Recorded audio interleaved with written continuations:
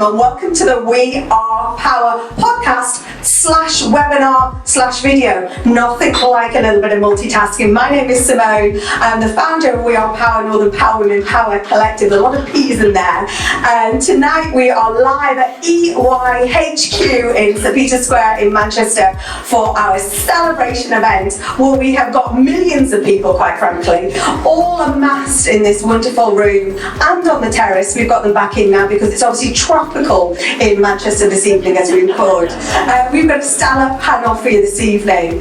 We're going to start a conversation. We're going to be talking about bouncing back. We're going to be talking about setbacks and resilience. And I am delighted now to introduce you to our wonderful panel. Lauren, we'll start with you. You are fresh back from Belize, right? I am, yeah. I've just come back from a 6-month trip around Central and South America. Woo! I know. Fancy. I know, so fancy. Yeah, I've only been back a week, so it's really exciting to be here and to see some familiar faces and hopefully meet some new people as well. And on our future list, what year? Last year? Yeah. Woo woo! More celebrations. I told you. That's what it's all about tonight. Rebecca. Hello. Well, I've just given the name away. It's fantastic to be here. I'm lucky enough to work for UI here in Manchester and also be on the panelist from last year. Woo. We have an alumni of 2023 this evening, so congratulations, well done. Kerry. So I'm Kerry Phillips-Band, and I'm from the Barclays.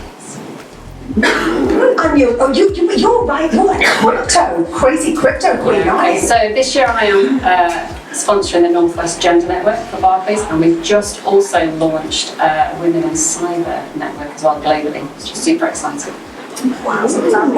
So let us kick in with the questions. Rebecca, we talk about resilience a lot, I think, and we talk about how we have to develop it at different stages throughout our lives. But where do you think it actually, where does it come from? What does it mean to you personally? So resilience is the definition of being able to recover quickly, right, after setbacks and difficulties. And last week, I've actually now got a new definition of what resilience means. Do we want to hear that? Yeah. So last Friday, I had the absolute pleasure of dancing. Jen, you would have loved it because we were dancing for 12 hours straight. 12 noon to 12 midnight. I was doing it with the fabulous Christy Foster is in our wonderful audience tonight. We're doing it to raise money for prevent breast cancer. And you're raising about £27,000, am I right? And growing. Incredible and growing. Amazing.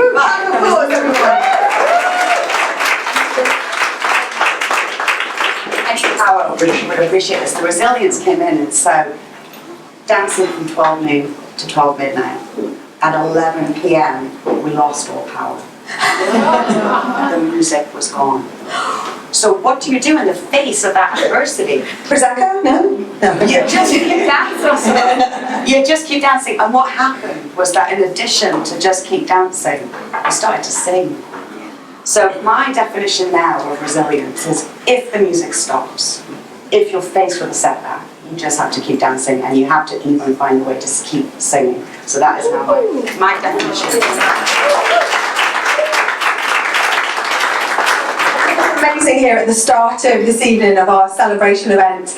We had a wonderful dance syndrome here in the room giving an absolutely amazing performance, and they are commended winners this year of our inclusive innovations. So a massive round of applause to Jen, Sue, Malcolm and the team who have just literally blown our socks off, haven't they, everyone? Yeah.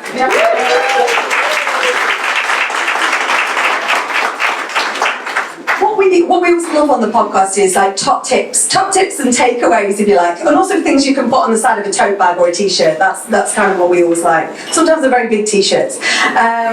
Kerry, what do you think the ways that people can bring that resilience into their everyday lives? Yeah, it's a great question. So I was thinking about, not quite as dramatic as dancing, but I had a fabulous granddad. Okay, and I learned a lot from him. And one of the things he used to say when life was hard, because he'd lived through the war and he managed to shoot his hand when he was hunting, so he had this awfully crippled hand. But he was a very positive, upbeat person. When things were hard, he used to say to us, and those of you who are young might not understand this measurement, but he used to say, yard by yard is hard, inch by inch is a cinch. And that's always stayed in my mind. And what somebody then later in life said to me, one step at a time. You're trying to jump too far, just take one step at a time. And I think resilience is built from those everyday things that you do to build yourself up. And when I'm mentoring, so one of the conversations that we have is like, okay, your goal's over here, but that looks really unachievable at the moment. And it's really hard getting up every day and saying, my goal's over there. If I get up today and say, I'm going to take one step, what's that step that I'm going to do? It's kind of like that inch by inch. And for years and decades, we talk about, we're in Olympic year, aren't we? We talk about those great teams out there. They talk about the millimetres, don't they? It's the millimetres of kind of change that you can make. And I adopt that, because I think you add up all those millimetres, and that's where that change, or that's where, so we can be hard on ourselves, can't we? We have to be tougher, stronger, shoulders back, crack on kind of thing. So I like that, inch by inch. It's a cinch. It's a cinch. There we go. First T-shirt of the evening, I think. Lauren, our lovely traveller. And so many things. How important do you think it is to work on developing your resilience in order to be successful in anything in life? Yeah, I mean, at the minute I'm applying for jobs, so obviously resilience is needed. I got two people tell me that I wasn't successful today, so that is just a pure example, but that is just life. And I think that something I have kind of learned is I'm a big crier. I'm an emotional person. I love a cry. I actually cried today, not because of the job things, but because I saw an old man crossing the street. It was so cute. I literally cry all the time. And I think my whole life I thought crying meant that I wasn't resilient, because we get told that if you're emotional and if you have an emotional reaction, then you're not resilient enough. You're not kind of working towards your goals, you're letting it get to you. But what I've realised is that for me, I need that kind of emotional space to kind of get me through, and that is my path to resilience.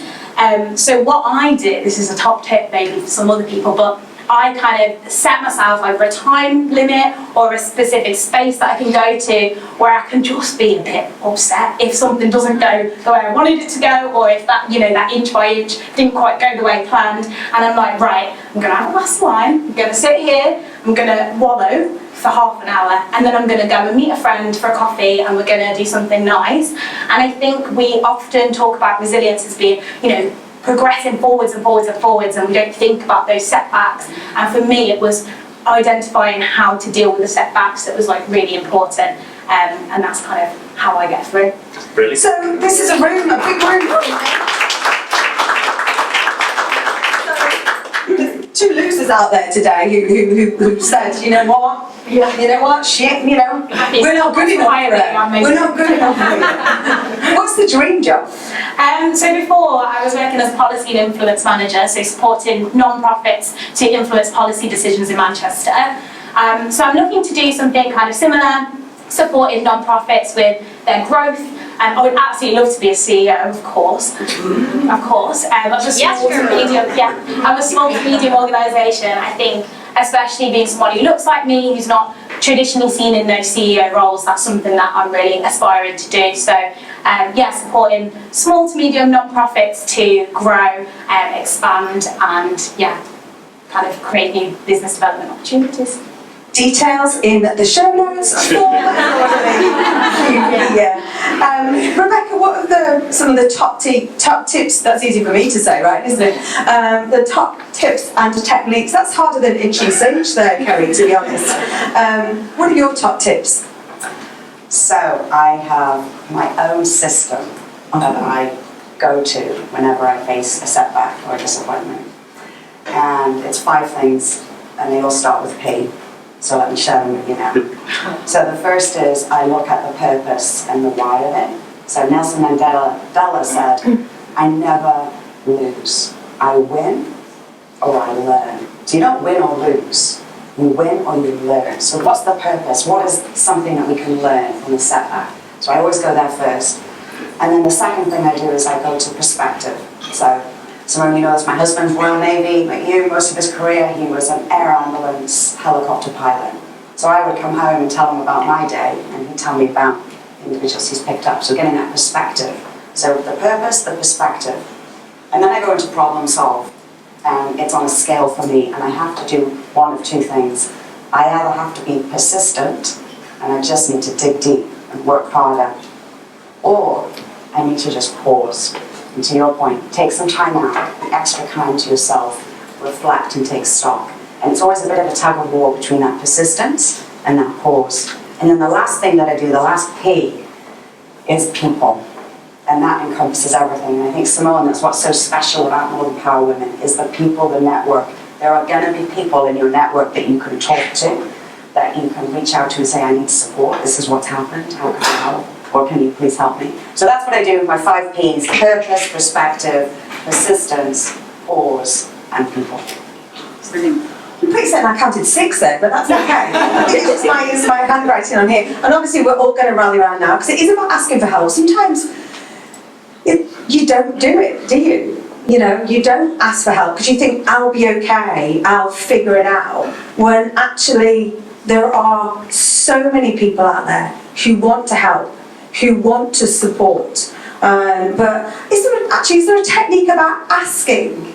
Because sometimes when we're bouncing back from, in our resilient manner with our purpose and our, I've made poise, I've added poise in there as well. Just so I was thinking of dolphins, but that's no poise. But anyway, how do we better ask for help when we're bouncing back for things? Any top tips for that? Well, that was my next top tip, actually, is asking for help. And I think the sooner you learn that, the easier life is. And I think we perhaps set out on our journeys thinking that we have to know all the answers ourselves or find them all ourselves, and actually the answers are all out there. We just have to find the people that have got them that can help us. And I spent a lot of time in my career not asking for help and getting stuck and perhaps moving on from opportunities rather than taking a pause, reaching out and speaking to people. And I think there's a certain type of person that works in financial services, for instance, with quite perfectionist, introverts a lot, that don't want to reach out, don't want to speak up. It's really important. And I think from a personal perspective, having that network, having people around you. If you're having a bad day, what's better than going into the office, finding an Amy or Adele and saying, need a bit of, and straight away you feel better. Whereas what we find is people stay at home and, stay in the little corner and go, oh, I'm having a bad day, I'll just stay at home. Actually, go out and talk to people and ask for help. And it's amazing where it comes from. It's almost magical, that asking for help. It's the thing that I always say to people when they're struggling is, who can help? Who can you talk to? And it's free, right? Yeah, and do you know what? 99% of people help. Yeah, I was going to say, I think a key thing just to draw on that is, if you've made genuine connections with people, then you don't feel bad asking for help, because you know if they reached out and asked you, you would help them, obviously. So it's kind of putting yourself in the perspective of, okay, if somebody came to me and asked that, then what would I do? And if you ever feel a bit embarrassed about it, just try and think about if somebody approached you, you wouldn't think, oh, that's a bit embarrassing, you'd just kind of help them. But yeah, I think it comes back to, events like this, making genuine connections, and you talked about the kind of 333.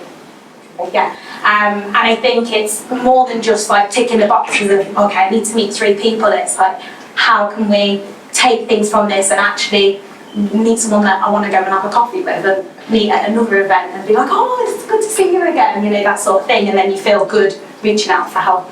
And the 3x3, for those of you listening or watching, is we sort of set the challenges. Talk to 3 people that you haven't met or had a conversation, you don't know. Take 3 things away, and it could be the simple things like, oh my God, those canapes were actually amazing. How fancy does that sound? That's very middle class. And actually, but then tomorrow, tell someone about it. Tell someone about what you've learned. And I was talking to someone the other week, and he particularly said that, he was almost a bit embarrassed about saying, oh, I've been to another dinner, or I've been there, or because it all feels a bit showy. And I was like, I feel a bit like that sometimes.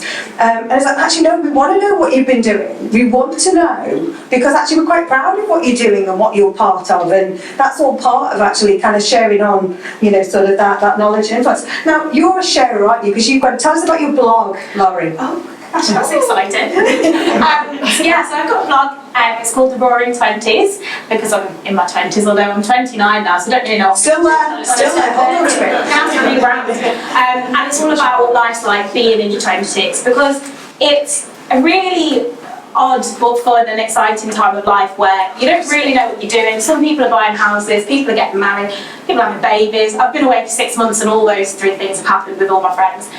People are going travelling for 6 months and just being like, see ya.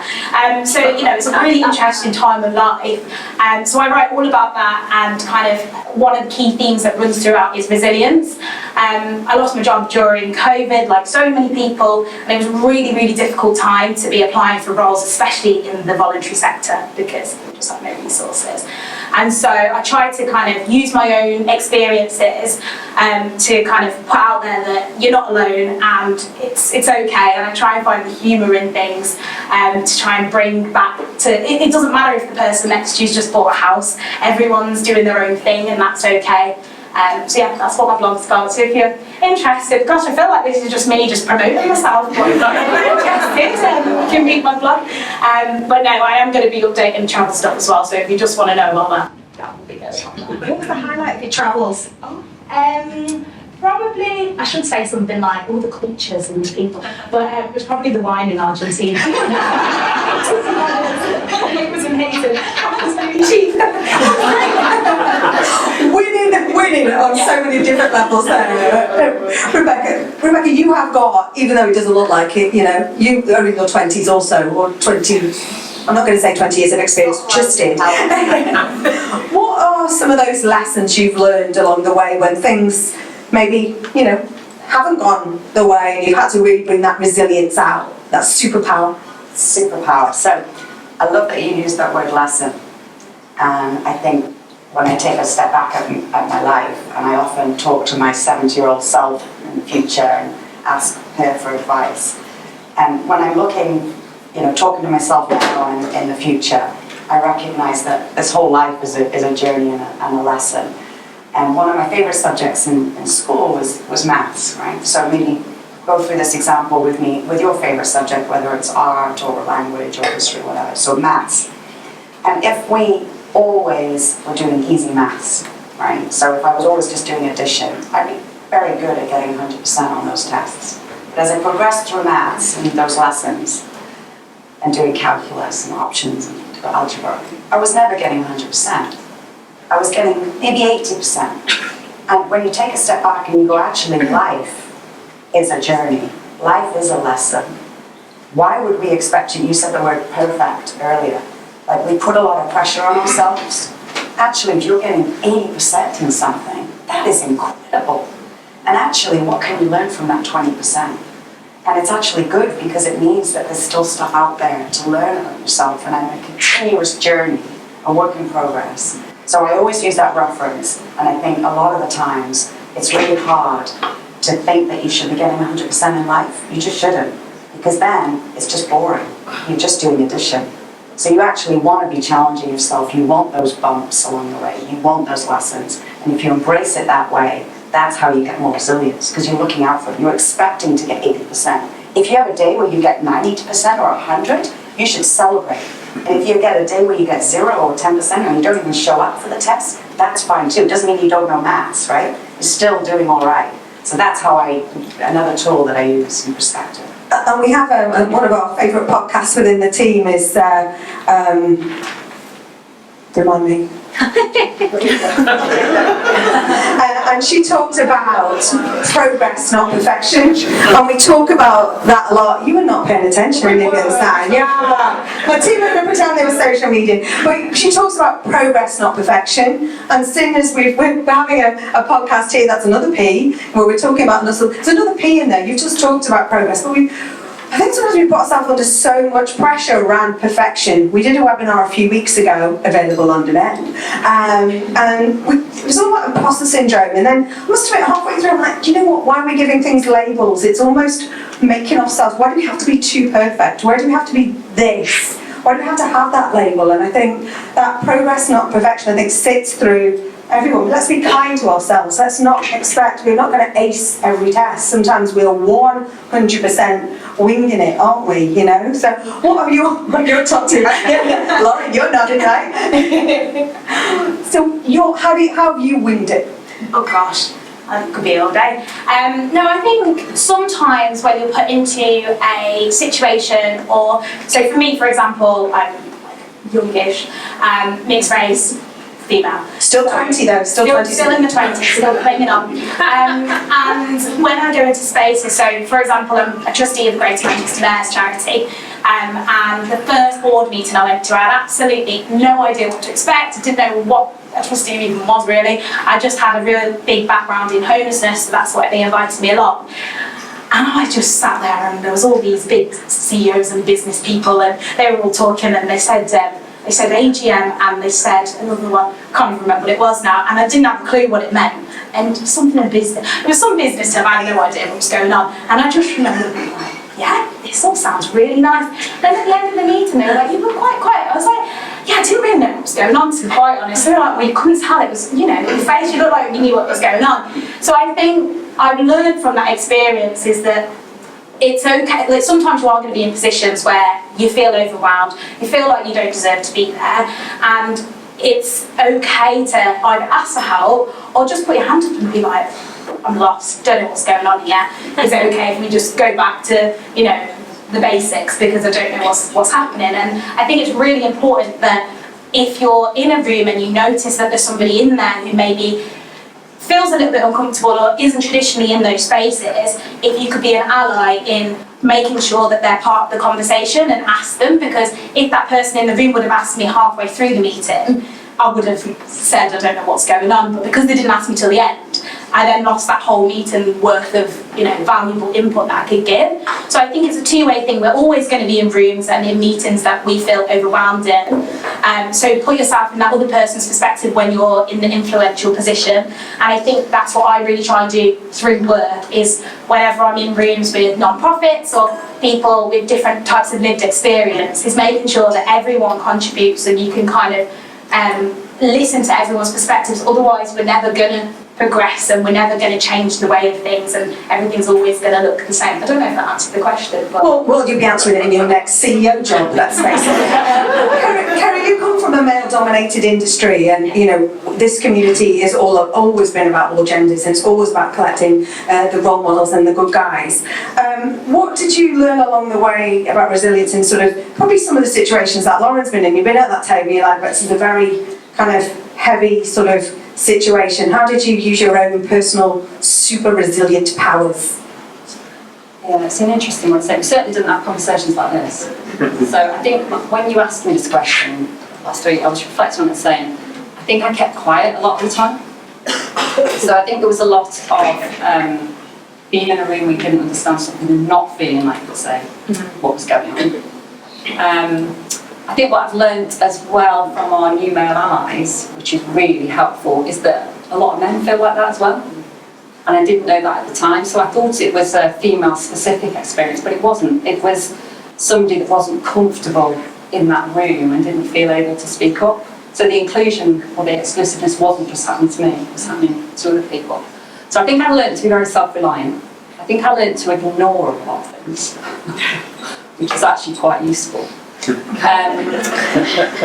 also it does stop being called the selective deafness. Yeah, I could do a lot of that. But actually, when you challenge yourself afterwards, you think, well, I ignored things that maybe I shouldn't have ignored, as they directly impacted me, but not when they impacted others. But there wasn't really a community to band together with. So it was a little bit like sink or swim. So what did I learn? I think I learned to put up and shut up for a long time and not to ask for help. And it's interesting now to see the progress that we're making, and it's really refreshing to be able to have these conversations and to kind of break that down. So I'm sure that does happen in some environments still, but I talk to a lot of friends, colleagues, young people, and I think that environment is breaking down. I think there is still work to do. But I learned to be quiet, and I learned to put up with a lot of things that maybe in retrospect shouldn't have done. But that's what you can pass on, isn't it? You're an active mentor, that's what you pass on, isn't it? Don't do that, don't do how I... It doesn't serve you. So what I learned was it didn't serve me. And to move forward and to build your career and to build the impact and the influence that you want, you do have to speak out and you do have to challenge. And I know, Rebecca, recently you hosted an event in Leeds which was coming to the conversation around allyship and advocacy, which obviously there's lots of conversation around. This is a community which I'm always very proud of people that actually, it is deeds, not words. You know, there's a statue outside this very building of Emmeline Pankhurst. And can you explain macho? and there is a challenge because you're going to have to do it in about a minute. I'm just going to state though, we're going to patent this that you said because it's brilliant. Thank you. So I work in a very male-dominated environment, and I realised that we need actually an instruction manual to give to our male allies, and we actually need to give them some instructions. So we developed 5 things that they can do. At first they spelled the word mocha, but now they actually, and with the A and the O, they spell macho. So it stands for meaningful mentors. So are you a mentor to females? And this is part of the Parliament, so hopefully tip your mentoring. A is amplify your awareness. So understand what it feels like to be the only female in the room. Understand it to be more inclusive in conversations. And then C is capture the confidence, and imposter syndrome is right, so how can men actually support women and actually capture that confidence that we all have? H is harmony with home, so I do not use the term work-life balance. I have one son who's now 18, and when he was little, got into a whole bunch of trouble with my mental health because I was trying to do work-life balance. So I now call it work-life harmony. So how can you have harmony with home? And then O is the most important one, where it's orchestrate opportunities. How can you actually orchestrate those opportunities for everybody in your team? And it all comes together in this framework. And it might feel like we are trying to move a mountain to Dee and I, that there's more FTSE 250 CEOs today called John than there are women. Emily would not be happy with that start. But what I'm trying to do with redefining macho is actually give each man a pebble and just move it one step or two, and actually use this framework to have better diversity and equity and inclusion. So thank you for letting me talk about that.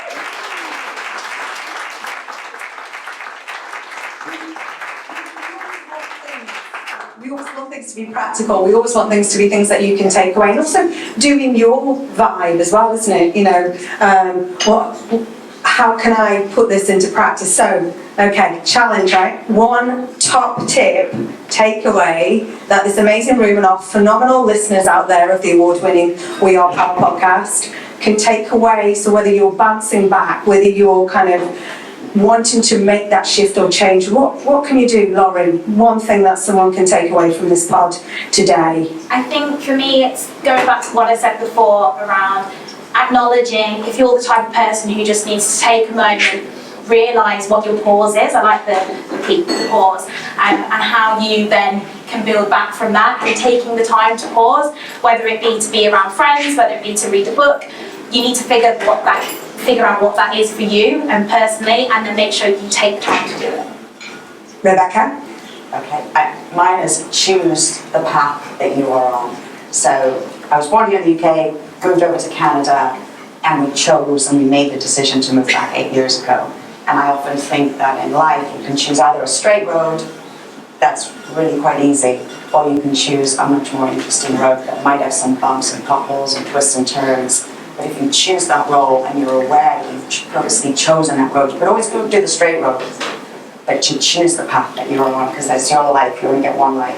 So it's not a hassle. And also, exactly. You're doing 2 for 1, aren't you? 2 for 1. And also, because I want to, go back to where I started, which is always keep dancing, and even when the music stops, dancing and then start singing. There we go. To carry. Yeah, exactly. And carry. Mine's a bit more here and now, so it links to your people, and it's about something it took me 20 years to learn. It's really simple: ask for what you need, and always do it. Just ask. Simple. It's always about the simple things. Sometimes we can beat ourselves up, can't we, to think that it's got to be something big, bold, audacious, when actually it's not. It's the small things. It's the small things that we can add up. I want to say a massive, massive, massive thank you to our purposeful, perfect, perspective-led, pausing, I'm really struggling to get off with it, purposeful panel. A massive, massive round of applause to our panel.